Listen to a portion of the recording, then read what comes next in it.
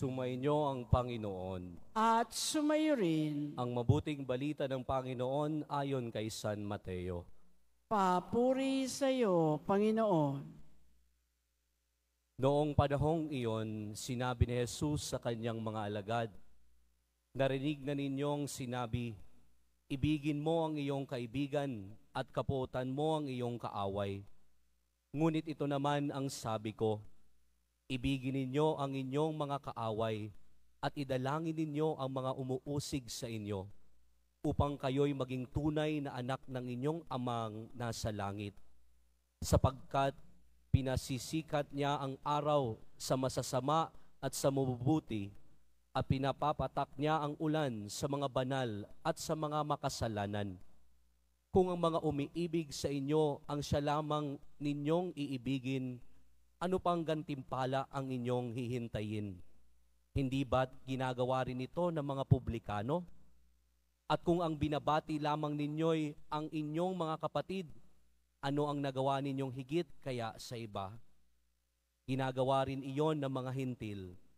Kaya dapat kayong maging ganap gaya ng inyong amang nasa langit." Ang mabuting balita ng Panginoon. Pinupuri ka namin, Panginoong Heso Kristo. Magsiupo muna po ang lahat.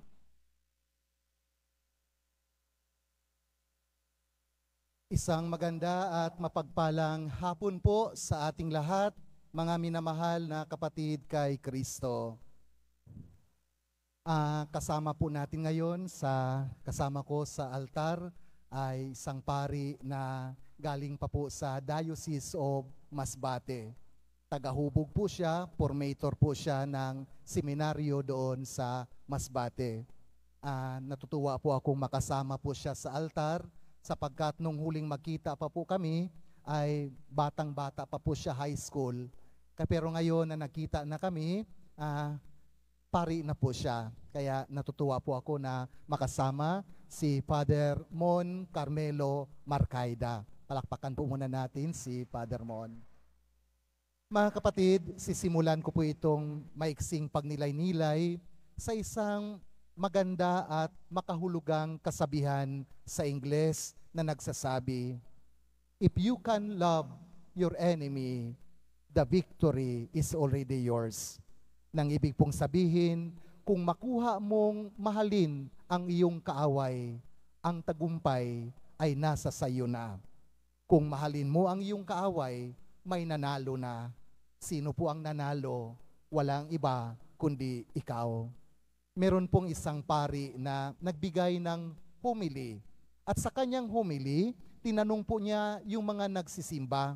Ang unang katanungan niya ay ganito. Sabi niya, sino sa inyo dito ang nakapagpatawad na ng kanilang mga kaaway? Pakitaas ng kamay. Yung iba po ay may tumaas ng kamay. 1, 2, 3. Ngunit iilan lang ang tumaas ng kamay na nagpatawad ng kanilang kaaway. Pangalawang katanungan niya ay ganito. Sino sa inyo dito ang may plano o balak na patawarin ang kanilang mga kaaway? This time, lahat na tumaas ng kanilang kamay maliban sa isang matandang lalaki na nakaupo sa unahan. Kaya nung makita po ng pari, nilapitan po niya yung lalaki na hindi tumaas ng kanyang kamay. Tinanong po niya, sabi niya, "Tatay, wala ka man lang kaplano-plano na mahalin or patawarin ang iyong kaaway. Nakikita ko, medyo may edad ka na. Hindi magtatagal, kukunin ka na ng Panginoon." Ang sagot po ng matanda ay ganito, "Father, wala na po akong kaaway." Kaya nagulat ang pari, sabi niya, "Ibig mong pang sabihin na patawad mo na ang iyong mga kaaway?" Sabi po ng matanda, "Hindi po, Father." Sabi po niya, "Lahat ng aking mga kaaway, patay na po silang lahat, kaya hindi ko na po sila papatawarin." Mga kapatid, sadyang napakahirap po ang magpatawad ng kaaway, di po ba? Lalong-lalo na kapag nasaktan ka ng labi-labi, grabe ang sakit na dinanas sa iyo. Usually, ano ang sinasabi po natin? Over my dead body, hindi kita patawarin. Ngunit mga kapatid, Sa hapong ito, narinig po natin ang napakahirap na utos. Remember, I would like to emphasize the word utos.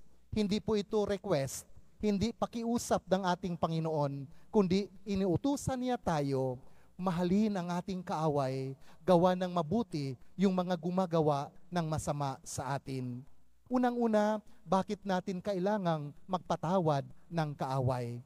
Sapagkat kung tayo ay magpapatawad ng kaaway, ano ang nangyayari sa atin? Nagiging malaya tayo, meron tayong kapayapaan, at higit sa lahat, merong kaligayahan sa ating buhay. Lahat naman siguro tayo nakaranas ng may mga kaaway, di po ba? At ano ang atin pong nararamdaman? Ano po ang ating karanasan? Kapag may kaaway ka, paggabi, hindi ka po nakakatulog. Kahit sa pagtulog mo, yung mukha ng kaaway mo ang laging nakikita mo, kaya nagbibigay sa iyo ng stress. Ngayon po mga kapatid, be good to yourself. Maging mabuti ka sa iyong kapwa, sa iyong sarili. Ang pinakamagandang mairigalo mo daw sa iyong sarili, walang iba kundi yung kapayapaan, kaligayahan, at ang pagiging malaya mo. At yan ay mangyayari kung ikaw ay magpatawad sa iyong kapwa.